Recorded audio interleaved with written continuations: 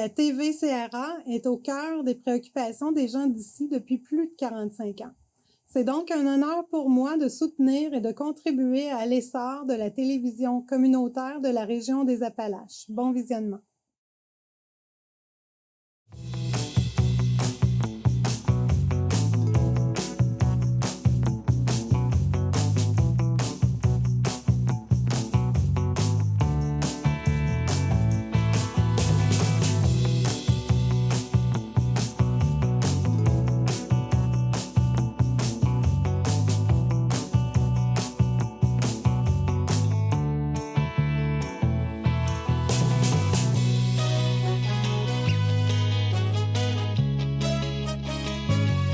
Madame, Monsieur, bienvenue à votre émission habituelle d'information Appalaches en quelques mots. La cérémonie du jour du souvenir s'est déroulée à Thetford Mines dimanche à compter de 13h30 au centre-ville.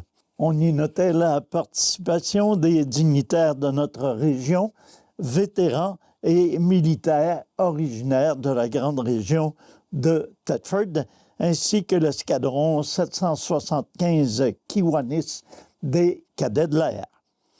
Cette cérémonie a permis de rendre hommage au courage et au dévouement des femmes et des hommes qui ont fait le sacrifice suprême de leur vie. TV-CRA était sur place et nous vous avons rapporté le reportage suivant.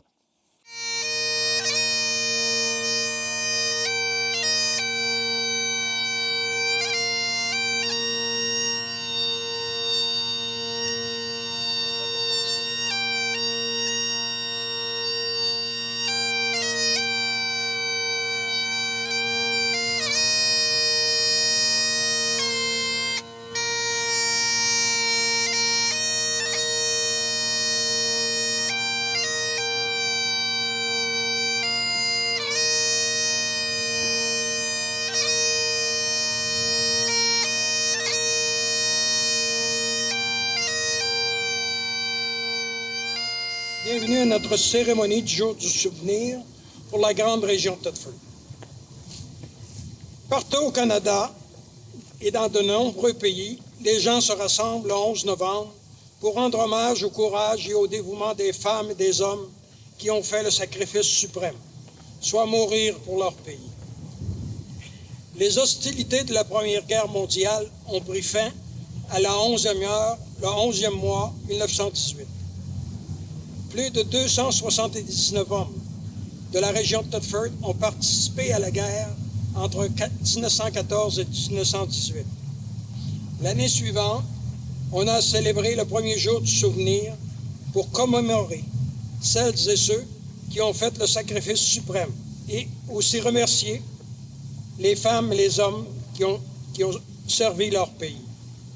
Depuis ce temps, des Canadiennes et Canadiens ont combattu dans d'autres conflits et bon nombre y ont donné leur vie. Pendant la Deuxième Guerre mondiale, la guerre de Corée, l'Afghanistan et autres missions. Afin que nous puissions être libres aujourd'hui, on doit se souvenir. Le 6 juin 1944, il y a 80 ans, les troupes alliées ont pris d'assaut les plages de la Normandie en France pour ouvrir la voie vers l'Allemagne. La victoire dans la campagne de Normandie a eu un coup terrible. Les Canadiens ont subi le plus de pertes parmi toutes les divisions du groupe d'armée britannique. Je veux ici mentionner la participation du régiment de la Chaudière à la place Junot, à Bernières-sur-Mer, entre autres, avec le lieutenant Willie Foy de Thetford, ainsi que le sergent Liboire-Landry, qui lui servait avec le corps des ingénieurs. Le 8 juillet 1944, Thetford Mines vivait le deuil d'un soldat de Thetford, en Normandie. Ce jour-là, le lieutenant Brian Freeman Lynn, qui avait eu 21 ans la veille du département et qui appartenait au Royal Canadian Infantry Corps et prêté au 6e bataillon North Staffordshire, régiment d'Angleterre, perdait la vie au combat à Cambres en plaine. Nous soulignons aussi le 6 novembre dernier, le 82e anniversaire de la bataille du Saint-Laurent, où de nombreux navires canadiens chassaient les sous-marins allemands. Parmi ces navires, on retrouvait le navire canadien de Sa Majesté, le Thetford Mines, qui a aussi obtenu les honneurs de la bataille du Saint-Laurent, de la mer du Nord et de l'Atlantique. Le 27 juillet dernier, c'était le 72e anniversaire de la signature de l'armistice qui mettait fin à la guerre de Corée. Nous soulignons aussi cette année les 77 ans du maintien de la paix des Nations unies. Les membres des forces canadiennes défendent leur pays, protègent notre paix et veillent à la sécurité dans le monde. Lors de la guerre en Afghanistan, au milieu des années 2003, il y a donc 21 ans, le Canada commençait sa contribution de l'organisation du traité de l'Atlantique Nord, l'OTAN, dans le cadre de l'opération Athéna. Il ne faut pas oublier que les forces canadiennes sont présentes un peu partout dans le monde. Je vais vous lire maintenant la prière au chant d'honneur. Au chant d'honneur, les coquelicots sont parsemés de lot en lot. Auprès des croix et dans l'espace, les alouettes devenues lasses mêlent leur chant au sifflement des obisiers. Nous sommes morts, nous qui songions, la veille encore, à nos parents, à nos amis. C'est nous qui reposons ici au chant d'honneur. À vous, jeunes désabusés, à vous de porter l'oriflamme et de garder au fond de l'âme le goût de vivre en liberté. Acceptez le défi, sinon les coquelicots se faneront au chant d'honneur. Le 18 octobre dernier avait lieu l'édition 2024 du Gala Zénith de la Chambre de commerce et d'industrie de la région de Thetford. Le titre de personnalité de l'année est allé à M. Joshua Turgeon du groupe Profectus. Quant au Zénith bâtisseur, il a été remis à Mme Annie Rochette. Le Zénith hommage a été décerné à M. Guy Bérard. Au chapitre des autres honneurs, le CJA Frontenac s'est mérité l'entreprise de l'année et attraction, intégration et rétention des ressources humaines. 2 zéniths, donc, pour le CJE Frontenac. Le commerce Essence s'est également mérité 2 zéniths, à savoir celui du service à la clientèle et le coup de cœur du jury. Diffusion Tram a été désignée comme entreprise culturelle et de loisirs par excellence, alors que le courrier Frontenac a mérité celui des meilleures pratiques du développement durable et de l'environnement. La députée de Lotbinière-Frontenac, Mme Isabelle Lecourt, s'est dite heureuse de l'attribution de 6 nouveaux médecins de famille dans Lotbinière-Frontenac dans le cadre des nouveaux plans régionaux d'effectifs médicaux pour l'année 2025.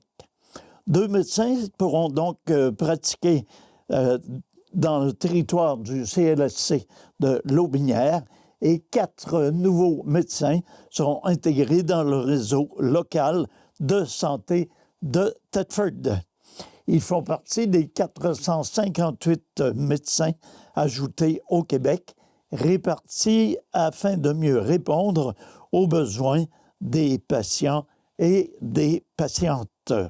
Madame Lecourt a déclaré être heureuse de l'attribution de ces 6 nouveaux médecins de famille dans Lotbinière-Frontenac.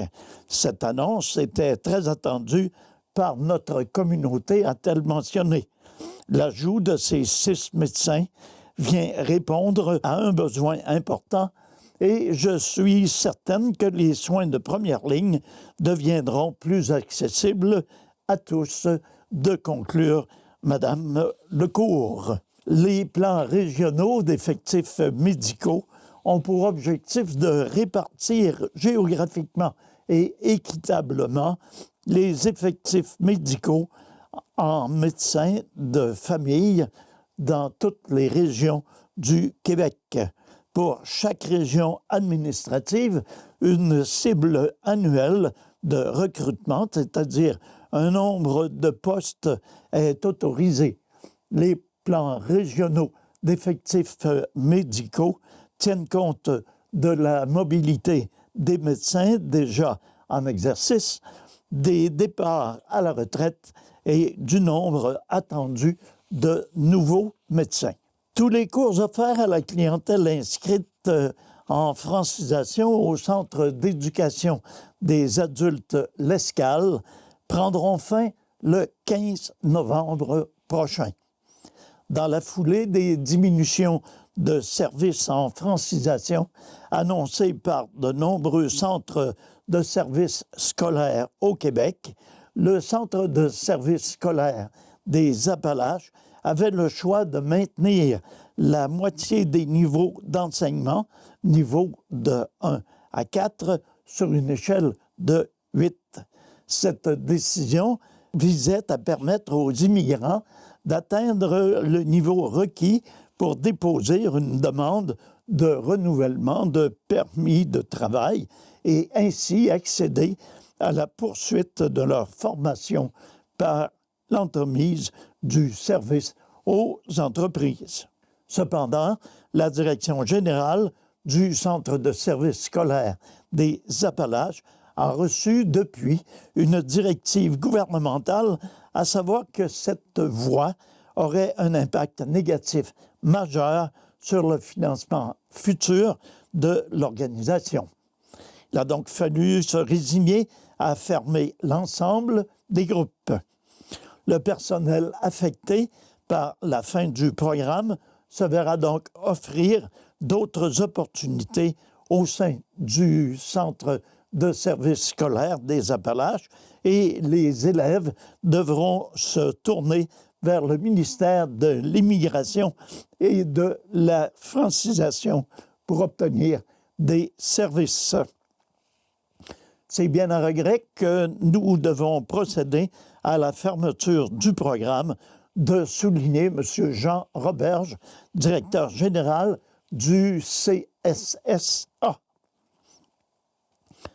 Nous avons tenté tout ce qui était possible pour maintenir un seuil minimal de service pour les élèves et pour notre personnel. Notre objectif demeure de servir au mieux notre communauté et notre région grâce à des services éducatifs de qualité. Si l'on fait appel à notre expertise dans le futur, nous répondrons présent de conclure M. Roberge. Précisons que les cours de francisation au secteur jeune, soit au primaire et au secondaire, ainsi que ceux offerts par le biais du service aux entreprises du Centre de formation professionnelle, le Tremplin, se poursuivront normalement. Depuis plus de 40 ans, Sanitaire Fortier et Sanitaire Fortier Beauce se consacrent à offrir une vaste gamme de gestion des matières résiduelles dans les régions des Appalaches, de la Beauce et de l'Estrie. Grâce à une équipe engagée et passionnée, nous avons tissé des liens solides avec nos communautés et nous croyons fermement à l'importance de redonner et de contribuer au bien-être de ceux qui nous entourent, de mentionner les dirigeants de l'entreprise. C'est avec une immense joie que nous relançons pour la 8e année consécutive notre initiative du coffre au trésor pour les fêtes 2024, de mentionner ces derniers. Cette campagne du coffre au trésor vise à apporter chaleur et réconfort aux familles dans le besoin, en collectant des jouets et jeux d'occasion en bon état. Pour ce faire, 2 conteneurs spécialement décorés pour l'occasion ont été installés à Thetford Mines et à Saint-Georges-de-Beauce. Les fêtes sont synonymes de partage et de solidarité. à travers le coffre au trésor de Sanitaire Fortier et Sanitaire Fortier Beauce, nous souhaitons encourager les citoyens à faisant don de jouets qui seront redistribués par des organismes locaux tels que le Centre d'action bénévole du Granit, la Banque alimentaire La Vigne, le Centre pédiatrique social des Appalaches, l'Association des familles monoparentales et recomposées, la Chaudière, la Maison de la famille Beauce-Etchemin, l'école Saint-Louis, l'école L'Étincelle et plus encore. Cette initiative est une source de grande fierté et de satisfaction pour l'entreprise Fortier Sanitaire et Fortier Sanitaire Beauce. Les jouets peuvent être déposés à tout moment depuis le 4 novembre dernier et ce jusqu'au 9 décembre prochain dans les conteneurs situés chez Sanitaire Fortier au 3878 du boulevard Frontenac-Est à Thetford Mines et chez Sanitaire Fortier Beauce au 1825 de la 95e rue à Saint-Georges-de-Beauce. Les dons récoltés seront ensuite redistribués tout au long de cette période aux enfants qui en ont besoin grâce aux partenaires communautaires. Chaque année, nous sommes touchés par la générosité de nos concitoyens. Donner une nouvelle vie à des jouets inutilisés a un impact direct et significatif pour les familles défavorisées de notre région, de mentionner Mme Mélanie Brousseau, directrice générale de l'entreprise. Votre contribution apporte joie et bonheur à des enfants qui en ont grandement besoin. La Fondation des organismes communautaires de la région de l'Amiante et le comité organisateur du Salon des organismes 2024 sont ravis d'inviter la population à la deuxième édition de cet événement inspirant à la rencontre de notre communauté. TVCRA était sur place. Voici notre reportage. Bonjour tout le monde. Alors, je vous fais la lecture du communiqué de presse concernant la publication pour le Salon des organismes 2024. Alors, aujourd'hui, 5 novembre, la Fondation des organismes communautaires de la région de l'Amiante et le comité organisateur du Salon des organismes 2024 sont ravis de vous inviter à la deuxième édition de cet événement inspirant à la rencontre de notre communauté. Rendez-vous le jeudi 21 novembre de 13h à 19h au Centre des congrès de Thetford Mines pour une journée unique dédiée à la mise en lumière des missions et des services des organismes de notre région. Cet événement représente une opportunité précieuse pour encourager le partage, la diversité et la solidarité, tout en soutenant ceux qui traversent des moments difficiles ou qui cherchent des ressources pour s'épanouir. En participant à cet événement, vous contribuez à bâtir une communauté plus forte et solidaire. Chaque rencontre avec un organisme est une chance de découvrir des ressources précieuses qui peuvent transformer votre vie ou celle de vos proches. Ne manquez pas cette occasion de vous impliquer activement dans le dynamisme de votre communauté. Au cours de cette journée, vous aurez l'occasion de rencontrer une quarantaine d'organismes passionnés, prêts à répondre à vos questions et à vous orienter selon vos besoins. Ces échanges enrichissants pourraient bien être le début d'un parcours vers une nouvelle opportunité. Notre ambassadrice Christine Michaud aura le grand plaisir de vous accueillir pour l'événement 2024. Connue pour son engagement et sa passion, Christine partagera sa vision du bénévolat et du leadership communautaire en tant que collaboratrice à l'émission La Victoire de l'amour à TVA, conférencière et autrice de 15 best-sellers. Elle incarne les valeurs philanthropiques que nous défendons. Rencontrez Christine entre 15h et 18h, discutez avec elle et profitez de l'opportunité d'acquérir des livres sur place. Son dévouement envers la communauté et son altruisme en font une source d'inspiration à ne pas manquer. Nous tenons également à remercier nos partenaires qui sont précieux.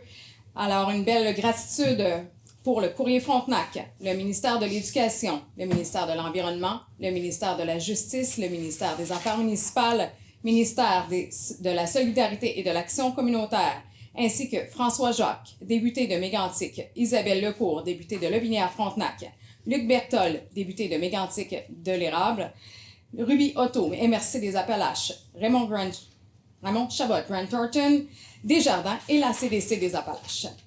Alors, nous avons une campagne socio-participative, alors pour inciter les gens du public à venir participer à la ruche. Alors, c'est accessible via notre page Facebook de la CDC des Appalaches. Vous allez avoir le loisir ou de gagner certains prix. Donc, une nuitée ensuite junior à l'hôtel de la Cache du Domaine, 5 livres de l'autrice Christine Michaud, des articles promotionnels du Café Yé, plusieurs paires de billets pour des spectacles à la salle du Saut de Thetford Mines, dont La bottine souriante, Simon Delille, qui est un humoriste, Voivode, qui est un spectacle de métal, Nicolas Ciccone, pour un spectacle de Noël, et Catherine Levac, humoriste. Alors, venez nombreux pour célébrer la force et la diversité de notre communauté. Votre engagement sont essentiels pour construire un meilleur avenir. Merci beaucoup. La Corporation de développement communautaire des Appalaches et son conseil d'administration sont ravis de procéder au déploiement de leurs nouveaux locaux désormais situés au 257 de la rue Notre-Dame-Ouest à Thetford Mines. Ce déménagement marque une étape importante pour la Corporation de développement communautaire des Appalaches. Après près de 35 ans au Centre Marie-Agnès Desrosiers, l'organisme qui regroupe 45 membres a évolué pour répondre à des besoins croissants. À une équipe en pleine expansion, il était temps de trouver un espace plus vaste. Les nouveaux locaux, plus spacieux, permettent d'accueillir les 3 employés actuels tout en anticipant l'arrivée de nouveaux membres de l'équipe à court terme. Pour l'occasion, une visite guidée des locaux permettra aux invités de découvrir les installations plus adaptées et fonctionnelles. Une attention particulière a été portée aux locaux réservés au programme communautaire des bénévoles en matière d'impôts. Ce service qui mobilise chaque année une quinzaine de bénévoles pour accompagner les citoyens dans la production de leur déclaration fiscale a permis d'aider plus de 1394 personnes en 2024. Grâce à la nouvelle localisation au cœur du centre-ville de Thetford, l'accès à ce service sera encore plus simple dès le début de 2025. De plus, les locaux disposent d'une cuisine pour les employés et bénévoles. Ces nouveaux espaces facilitent également l'organisation de rencontres, d'ateliers et de formations pour les membres de la Corporation de développement communautaire. Alors voilà, c'est ce qui met un terme à notre émission pour cette semaine. C'est Nelson Fecteau qui vous remercie d'avoir été des nôtres. Je vous invite à être là la semaine prochaine pour un bulletin semblable. Entre-temps, passez une excellente semaine. Prenez soin de vous et prenez soin des vôtres.